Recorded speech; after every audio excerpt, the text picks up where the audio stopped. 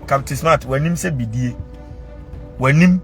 tum say bidie, stomach genius. Akufo adu time no bi bedi ntrum wo e freedom and justice ho anka de da wo be ye wo TV3 on TV3 for agime for Akufo adu time eni akofa di levy abanka de da mo be ye no Nkwaseafuo Akufo adu di levy by mama ya na mu ye dede sa adwoma ma di levy aba no de silence Nkwaseafuo mo nyam wa. What is the difference between D and E? Anti Captain Smart catch your mama says onim no de Nkwasea ebe se wo party criminal me donyame say 3 days ago no oni Agradaa na echele anti semunim na Agradaa ntwa ne 15 years no Ghana wa me ne jo mama beba be wu me donyame anti Twene Jonas echere se ewiase we mu ade a wo chini eni nipa ye se wabu obi afa so na a police boss aka de ne gwa gotum na obegina nchen o ne ho omobo ana momfa nchen no wo no Twene Jonas wo twa kura wo chini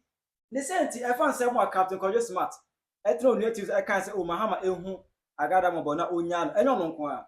TV3 so another journalist e wo ho e can the same thing o Mahama Agradaa ho mo onya Agradaa no esima mo kan ye no ye wa de Twene Jonas aba bi in fact wa bebo bona adwen pa da trom say adan na ya chi within me ya chi kromfo Agradaa kromfo e di ni ko tumu na mo kan say Twene Jonas aba for ya no send a strong warning to Mahama say o ye mistake let's go Agradaa de na e krom ha oni ni bewu aha Penyah block media mess was e dey Over like a video, no that one subscribe button, subscribe the notification and connect to the test update. Now back to the wide video, mama, our comments, as well as let you know for any bit actually. Eti Agradaa out to Agradaa 15 years. I'm a medium so there. I did here will be a eternal in our home. That Captain Smart. I got to know team. I can't send me. Then Castle will chill 15 years imprisonment now or that will change over 50 years, maybe will go 5 years. I'm just a could carrot it 5 years. Agradaa confirm. Okay, Cassie and I am fearing. Okay. Total sentence is 15 years, but a running concurrent. But assembly will hold him. Okay. Also, the cases are not a year. We. And yet, only Obama told me your friend say, Gifty. Empress Gifty, and Empress Gifty, the Empress Gifty, they buy and chair. Na ne kasa to betrum say Mahama na wonim ne pa de Mahama will pardon Agradaa. Mahama na me minim no. Me enje mo wa say Mahama be pardon Agradaa. Anya Captain Smart kwa kai another journalist Agradaa TV3. I can the same thing. I say Mahama it me free Agradaa because Agradaa no ho I mo bo wonu no ho. It Mahama emfa Agradaa bo nche na on granting amnesty na omre fia somwe. E fancy we na omo kai no. Ana Twene Jonas abem no say na mo Ghana kra de eri assembly eni pe ebu amanfo fasoro eye mu kro na mo se ya nchinitu ya me ya adom na ya china tumu a mo se Mahama ye de onya no ene me kansi su bi ese Mahama ye mistake nese oyi Agradaa de a ene Twene Jonas chese Mahama ohun nie oni no eba bewu e wo Ghana saso eso na Captain Smart de Twene Jonas afaya ne pa wa bo na adwen pa e de atre na watuto fia mo hyewofuo nyina na ode de aka koma Agradaa akromfo ba nti se mate se ai Captain Smart abetina o se Agradaa jo mama peso ko beli Agradaa Captain Smart se mo ma jo mama ko beli Agradaa mo send message se mo nyina stomach politicians ti dia me chiro Captain Smart wanim se bidie wanim tum se bidie won stomach politician ai stomach genius Akufo adu time no bi bedi ntrum wo e freedom and justice ho anka de da wo be ye wo TV3 on TV3 for agime for Akufo adu time eni akofa di levy abanka de da mo be ye no Nkwaseafuo Akufo adu di levy by mama ya na mu ye dede sa adwoma ma di levy aba no de silence Nkwaseafuo mo nyam wa. What is the difference between D and E? Ni nyina ya de kro. Every levy is levy. Your mama the enquire dangerous saying a ye levy the mango send this car will be en wiame mango twa better will be en wiame by way they are no pay we nyina o beto petrol go kam enti case ka bo be ye dene won case ka bo be ye dene so enti e be kakra petrol na wo digimi e ba ya wate so no emfaso ma so because be san jampako $100 per liter because 100 Ghana cedis per liter because what also taxes abesoa no oba I want to petrol I want to I electricity what to wem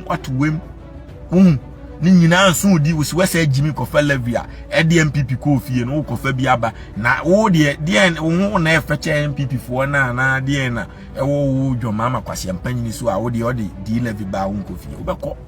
nti Captain Smart ka che dwoma ma say so onim no de ne kwasea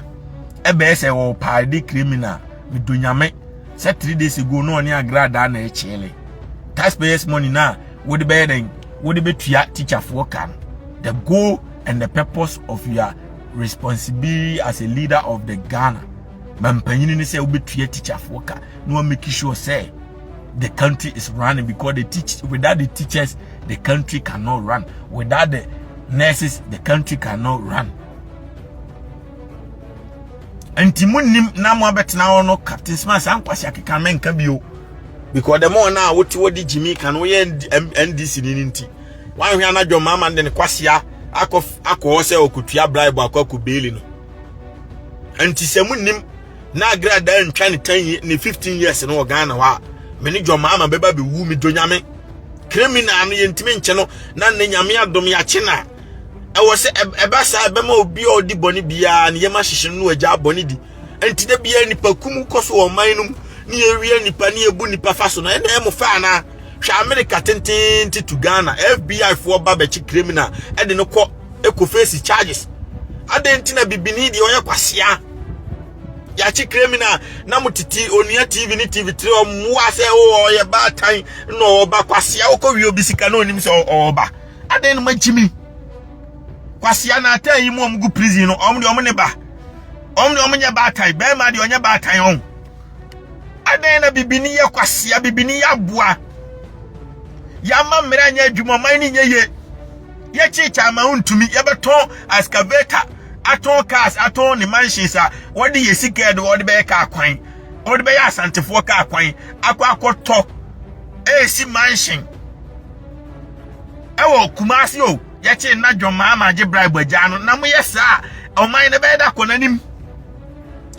na dwoma ma je bribe agya no nti sa no o man ni nyeye enti wenya mo first and last am di Jimmy ba betra say oh your mama say oh ni papa unye ukoyi criminal anya ni papa wo ye kwasea na wo san ye kromfo na wo san ye wudini o mpe safe environment enti wo yi criminal wo ya boa mane nam no face punishment no nya adwen sachira next time o sentence 15 years no ba wi a obenu ne ho say me nkoji obi sika ana me nkodi bone na me nkodam 15 years bi o da bi menye ba se mu di Jimmy koyi ni 3 days ya mu di Jimmy koyi no na otwe ya mu di Jimmy koyi na obesa ba be koso adupu nipa anti wenye mu first and last amu ni mu Jimmy akotena onua TV wa mu ayese mmoa joma ma ba e mu pretend se ma Jimmy tema na kofu ado so na mu nimnyansen wo wiase nyina TV3 for stupid people tema na kofu ado so da bia no mu nimwiase nyansen nyina afi ekufu ado so no mahu Ghana kwan atutu accident ikum nipa da bia ahomache na ayi baakui sa anwunani o sesen wo de brofo na mu na ayi Captain Smart so de twi na mu but adwoma makwase ampanyini ba o mu nka kwan atutu accident ikum nipa no mu dwoma makwase ampanyini ba o mu teacher fo na e strike na entiom ka no mu Joma kwasi ampanyini bai omu hu se ayi chamja mfia ko chesika mpo asise sika na Agradaa omu hu ye omu hu deal vinyina omu hu ye cause omu ya more selfish people NDC ya Jimmy a mumi enka sa na MPP ya Jimmy a mumi enka nya so man na nyeye se ye begigi sika no wafu dwene mmada achi ho ene Ghana nipakum apart from see be no oda na jo ye be you through them akokun ana wutu kwan ya kokun okwam no akronfo wenfo because IGP no we kwasea to the extent say kurobi wo ye friend boko omo de omtimi kum nipa free ye ntimi nchi omo to the extent say akufo ado traso 8 years akufo ado na amosi onye no wo traso na bokofo mwa we ntafo nkwaseafo eguo omo ntimi nkutate akura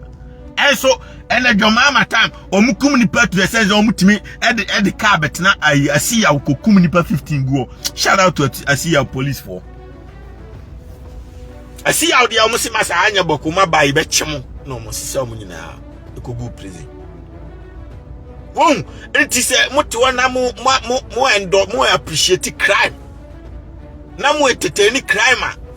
Kronfo no onim se NDC ni na MPP ni o. Next time whatever also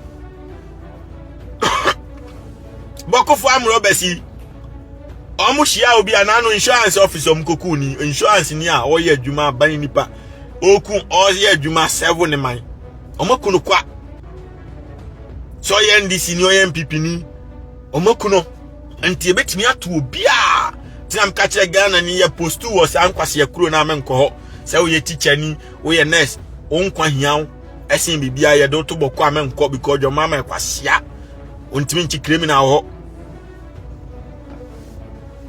Obviously, I hear Agradaa case is 5 years only. Omoboa is a Captain Smart Kwasea na bet now say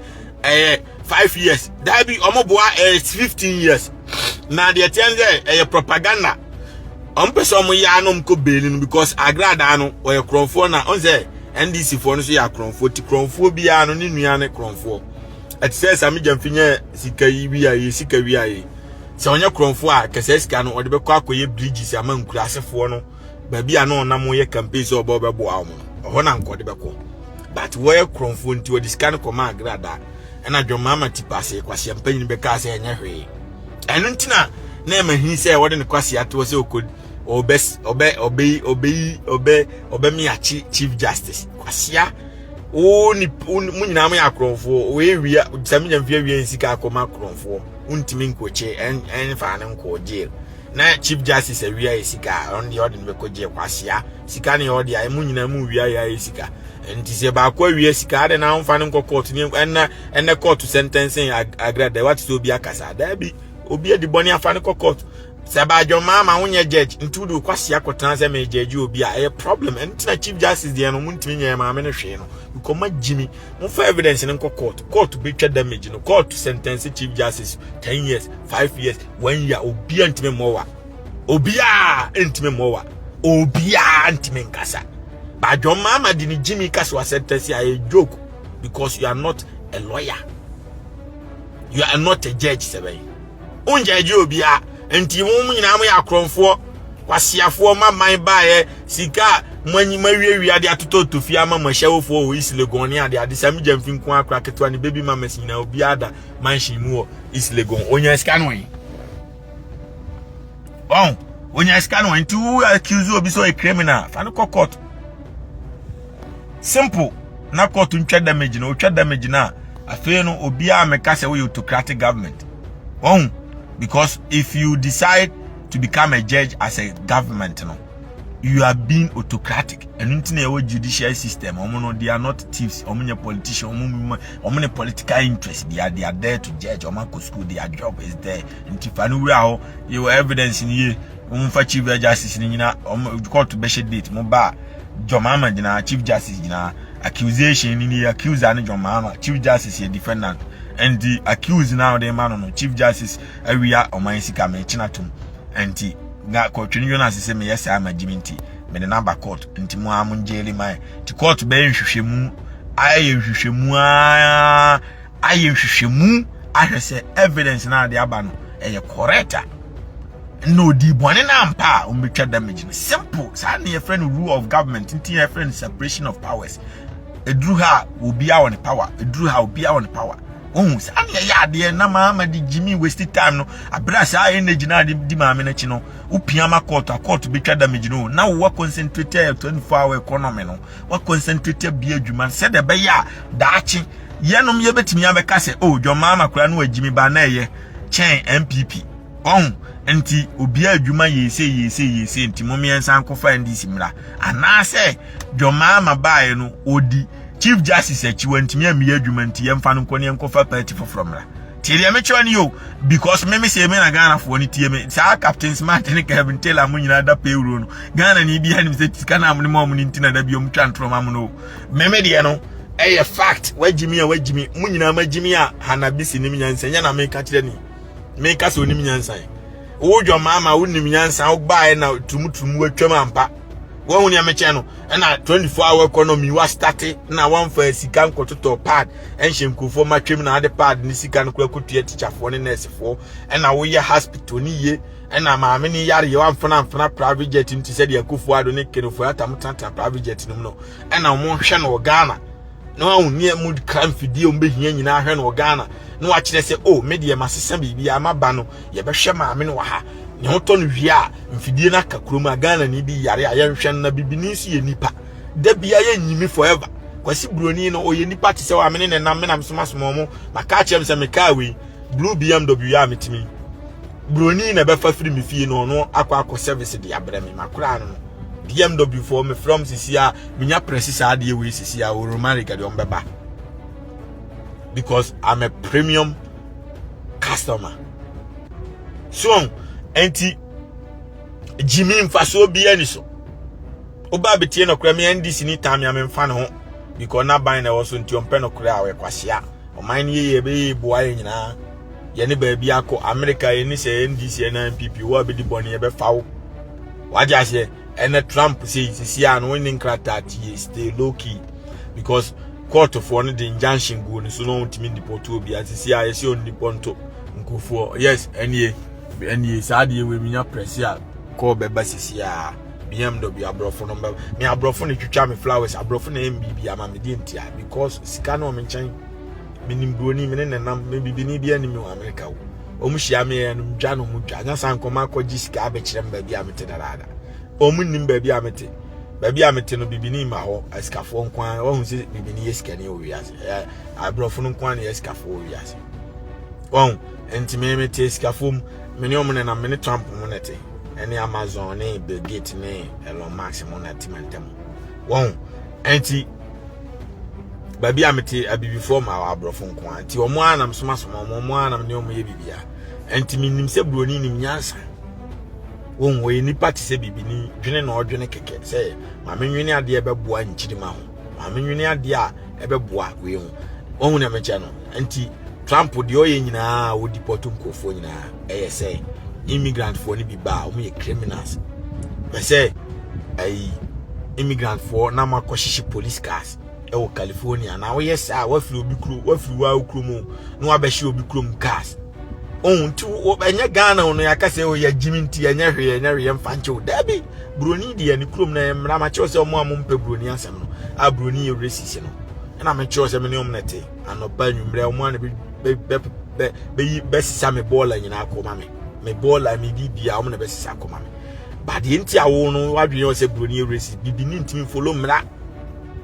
utimi follow mra wa America 100 years unko president Thomas Partey utimi follow mra 100 nko betena England forever obia mfa charges ntono ba utimi follow mra obedidi nkofo ma oba so de obe cash out oba cash out wodo be court ni age ufi ama no ya age properties obe cash out ewe e normal meme se minim se me koye ma se ma me ka BMW ombeje ntimi meme court ya hye me nikam when some be no a Twene Jonas almighty ebekan e fancy wa captain smart e kan say yenya Agradaa no onu na abe class abobona iso go team in fact one fans will be wa fire for others and a strong warning to His Excellency John Dramani Mahama. What is your take on this particular issue? Obet material wadwe amame e wo comment section. How you Penyah Media.